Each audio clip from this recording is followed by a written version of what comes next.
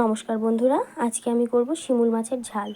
তার জন্য প্রথমে মাছ নিয়ে নিয়েছি শিমুল মাছটার মধ্যে লবণ, হলুদ আর সামান্য লঙ্কার গুঁড়ো মিশিয়ে 10 থেকে 15 মিনিট মতো রাখবো। যেহেতু এই মাছের আঁশ নেই, ভাজার সময় ফাটতে পারে, আপনারা কিন্তু এই পর্যায়ে একটু তেলও মাখিয়ে নিতে পারেন এর সাথে।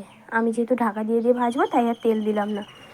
দেখুন, কড়াইতে তেল গরম করে মাছগুলো দিয়ে দিয়েছি।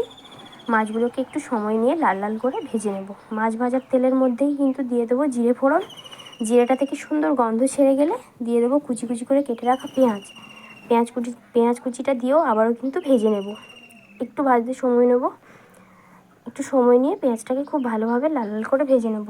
পেঁয়াজটা ভাজা হয়ে গেলে ওর মধ্যে দিয়ে দেবো বেশ কিছুটা পরিমাণ রসুন বাটাটা দিয়ে আবারও একটু কষিয়ে নেব। রসুনের কাঁচা গন্ধটা চলে যাওয়া পর্যন্ত অপেক্ষা করব।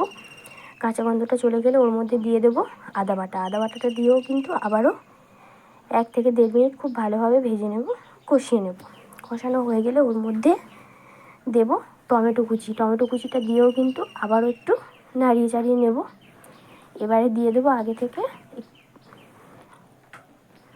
হলুদ গুঁড়ো আর লঙ্কার গুঁড়োটা দিয়ে সমস্ত কিছু খুব ভালোভাবে আবারও মশলার সাথে মিশিয়ে নেব। মেশানো হয়ে গেলে আগে থেকে মোটা করে কেটে রাখা আলুটা দিয়ে আবারও একটু সমস্ত মশলার সাথে মিশিয়ে নেব। এবারে দিয়ে দেব লবণ। মশলা থেকে তেল ছেড়ে আসলে দেব লবণটা দিয়ে আবারও একটু মিশিয়ে নেব। এই পর্যায়ে দিয়ে দেব সামান্য পরিমাণে জিরে বাটা দিয়ে আবারও কষিয়ে নেব। সমস্ত কিছু কষানো হয়ে গেলে দিয়ে দেবো ঝোলটা খুব ভালোভাবে ফুটিয়ে নেব। ঝোল ফুটে গেলে দিয়ে দেবো মাছটা একটু নরম হওয়া পর্যন্ত অপেক্ষা করব।